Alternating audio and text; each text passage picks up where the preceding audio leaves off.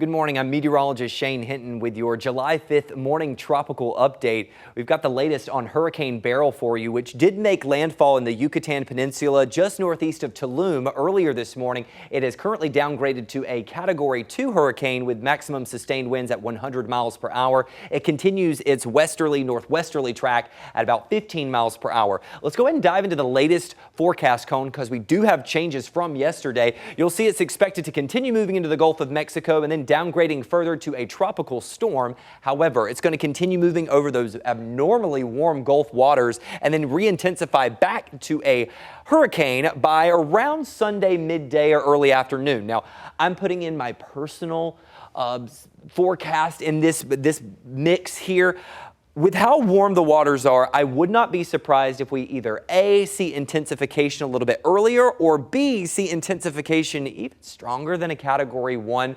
The National Hurricane Center, I respect their opinion with this on the Category 1 ranking here, but I think it's something we're going to have to look at very closely since it is going to be able to spend quite a bit of time out over the tropical waters. Now, the latest forecast cone has it making landfall possibly in either North Texas or somewhere along the Texas coastline. The trends have been showing and leaning more recently toward a Texas landfall as we make our way into late Sunday night, early Monday morning. Then you notice the cone gets very large after that Monday morning time frame, and that's because this is where the highest amount of uncertainty lies. Remember, don't get focused in on the center line of the forecast cone. The center of the system can track anywhere within the cone or on the outer edge of it. More and more of the recent trends have been showing that it's moving a little bit further to the east and further north.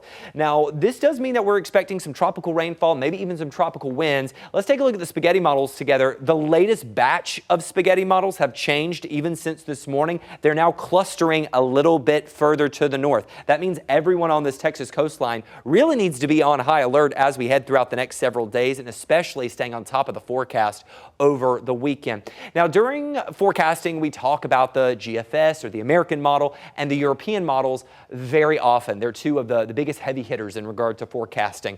Let me show you what they look like on top of each other. You've got the blue lines indicating the GFS, which is the American forecast model, and the red lines indicating the European models. There are some differences between them, so let me point them out for you.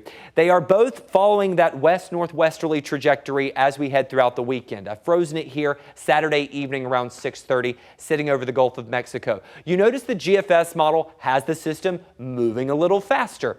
The reason why speed matters is the longer it sits over the water, the higher potential it has to intensify, okay? Let's zoom in here locally and freeze it here. This is Monday morning at 4 a.m. GFS, still ahead of the game in regard to what the European's running. It has landfall a little bit higher than just South Texas, actually closer to Corpus Christi. I'm not calling that an official forecast. I'm just saying that's what this particular model run is saying. The European model, a little bit slower. This is going to be showing for a later in the morning landfall in maybe South Texas. Push it forward a little bit further. You can see the GFS has this running all the way through Central Texas on Monday, and then by Tuesday morning heading toward the Dallas-Fort Worth area. The European model, much slower. This would bring heavier rainfall totals, maybe even a higher flood risk. You'll also notice that the European model goes directly through Central Texas. The GFS model scoots a little bit further to the east and the north. That means the GFS model would hint at lower rainfall totals, and the European model, if that verified, would bring higher rainfall totals for us. So what can we expect leading up to that? And then we're going to talk about the numbers themselves. Beryl's expected to downgrade to a tropical storm. This is one of the high-res forecast model runs. Over the weekend, we can expect, and we do fully expect, increased rip current risk, life-threatening beach conditions along the Texas coastline. So if you've got friends, loved ones that are either traveling to the coast or they're currently at the coast, make sure they're on top of this. We do expect it to eventually re-intensify into a hurricane ahead of landfall. Where's landfall going to be? Way too early to tell. Okay, we need more confidence in the models before we actually make an official forecast for it. What's going to be driving the path, the track for this system? Well, we've got two areas of high pressure. We've got that dreaded heat dome that's been cooking us in the southeast U.S. for the past several days. Then we have another area of high pressure that's out on the west coast. This is bringing record heat to the west coast. Now, the system is going to be wedged in between the two. And what's going to happen are these two areas of high pressure are going to work in tandem to kind of guide where this system is going to lead. If the area of high pressure out toward our east builds further to the west, well, guess what? That pushes the system to the west. If the area of high pressure out over the west coast is stronger and it pushes further this way, it's going to push this area of high pressure a little bit further to the east, and that will steer the tropical system further to the east and give us a more easterly trajectory like the GFS model is hinting at. 7-day rainfall totals still showing some very heavy tropical rain expected from North Mexico all along the Texas coastline and maybe even locally into central Texas. Now, as of the most recent model runs, the heaviest areas expected to get rain, or the heaviest totals, I should say, are going to be along and east of I-35. I'm not saying it's going to be bone dry for the hill country. There is still some rain expected, just maybe not as much as we would like for our Highland Lake system and the ongoing drought conditions. I'm going to warn you right now, do not focus on the numbers themselves.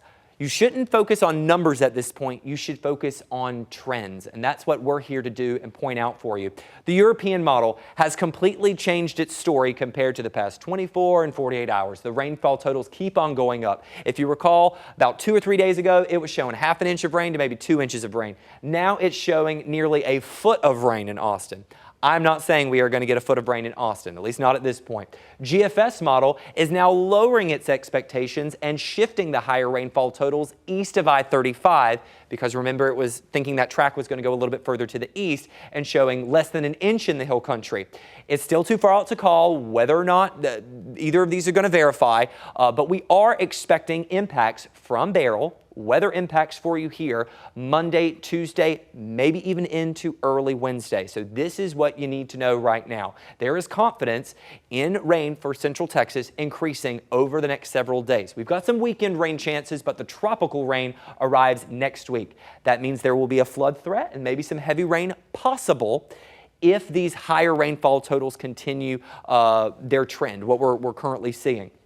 What you need to do at this point is make sure you are staying on top of the forecast throughout the next several days. I know it's a holiday weekend. Everyone's not necessarily tuning in to their local news and their local forecast, but it's crucial that you check in at least once or twice a day to get the latest forecast. We're going to continue to track the tropics for you here in the KVUE Weather Center and provide you updates on air and online.